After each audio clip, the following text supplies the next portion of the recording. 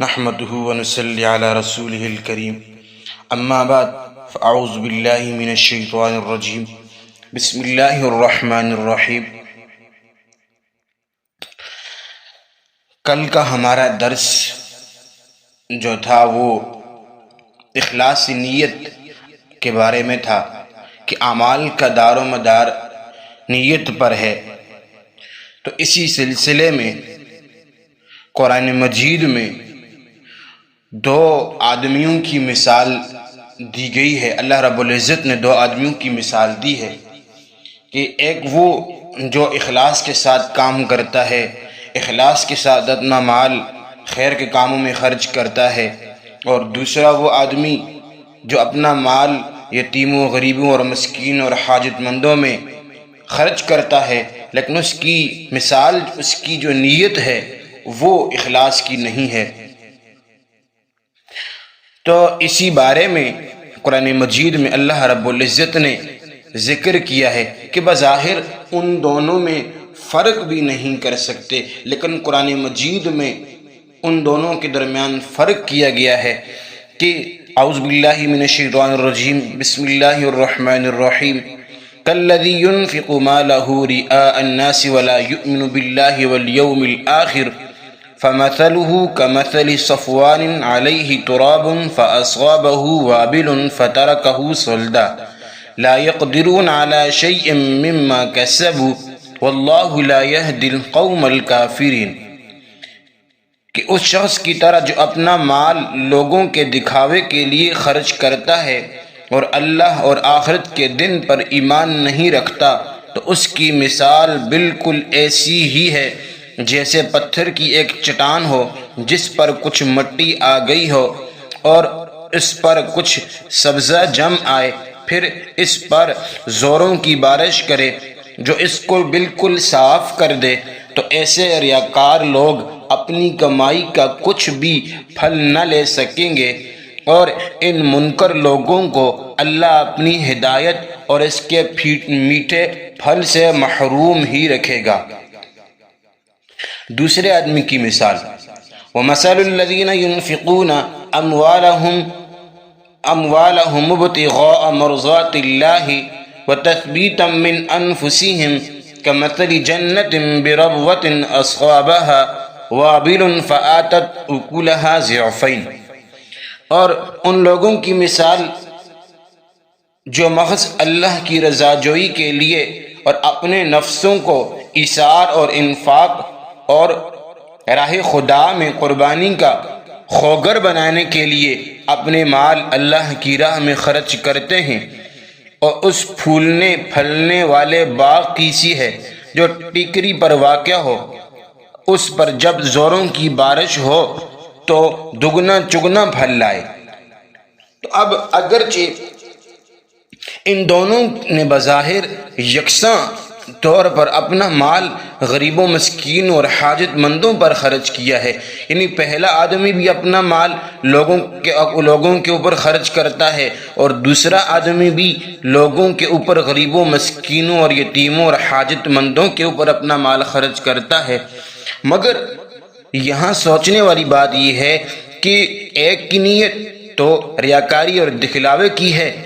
اس لیے لوگوں کے دیکھ لینے یا زیادہ سے زیادہ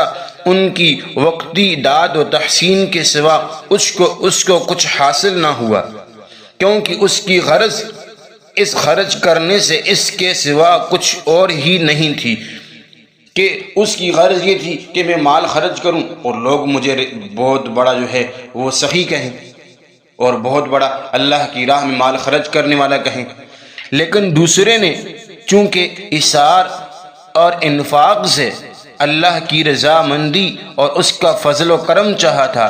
اس لیے اللہ نے اس کو اس کی نیت کے مطابق پھل دیا۔ تو یہ ان دو شخصوں کی مثال ہے۔ اب یہاں پر ہم ہر اس شخص کا صرف ظاہری چال چلن دیکھ کر ہی اسی کے متعلق اچھی یا بری رائے قائم کر سکتے ہیں، اور اسی کی بنیاد پر اس کے ساتھ معاملہ کر سکتے ہیں۔ ظاہری اعمال پر سے ان کی نیتوں، دل کے بہدوں اور سینے کے رازوں کے دریافت کرنے سے تو ہم قاصر ہیں۔ کیوں کہ اب ہمیں کیا پتہ ہے کہ ظاہراً تو وہ بہت بڑا اللہ تعالیٰ کا ولی ہے، یا ظاہراً تو وہ بہت بڑا سخی ہے، یا ظاہراً تو وہ بہت بڑا اللہ کے ساتھ اس کا تعلق ہے، لیکن اب اس کے دل کے اندر کیا ہے، اس کے دل کے اندر کیا چھپا ہوا ہے، یہ تو اللہ رب العزت کی ذات ہی جانتی ہے، ہم تو نہیں جانتے ہیں۔ اس لیے حضرت فاروق اعظم رضی اللہ تعالی عنہ نے فرمایا، نحن نحکم بالظاہر واللہ یتولی السرائر، یعنی ہمارا کام ظاہری پر حکم لگانا ہے اور مخفی راز اللہ کے سپرد ہیں، لیکن آخرت میں فیصلہ کرنے والا اللہ تعالی عالم الغیوب ہوگا،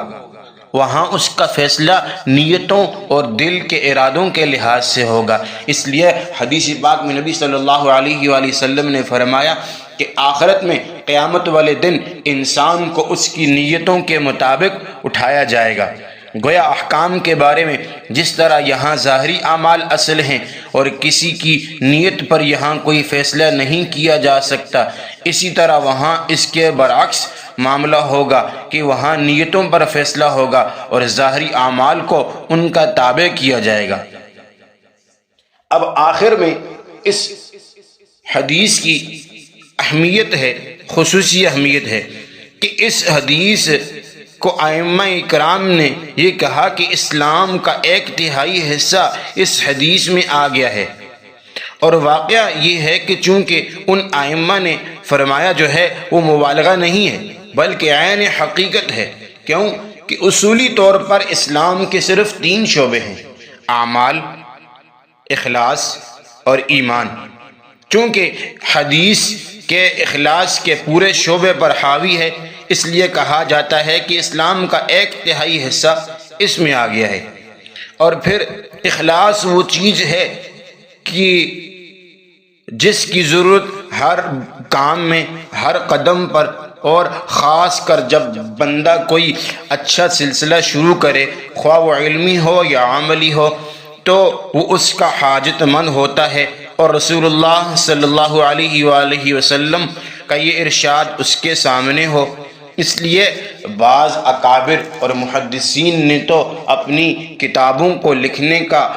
شروع ہی اسی حدیث سے کرنا بہتر سمجھا۔ اس لیے امام بخاری رحمہ اللہ تعالی نے اپنی کتاب بخاری شریف کو اسی حدیث سے شروع کیا ہے۔ اللہ رب العزت سے دعا ہے کہ اللہ رب العزت ہمیں ان باتوں پر عمل کرنے کی توفیق عطا فرمائے۔ وآخر الدعوانا ان الحمد للہ رب العالمین۔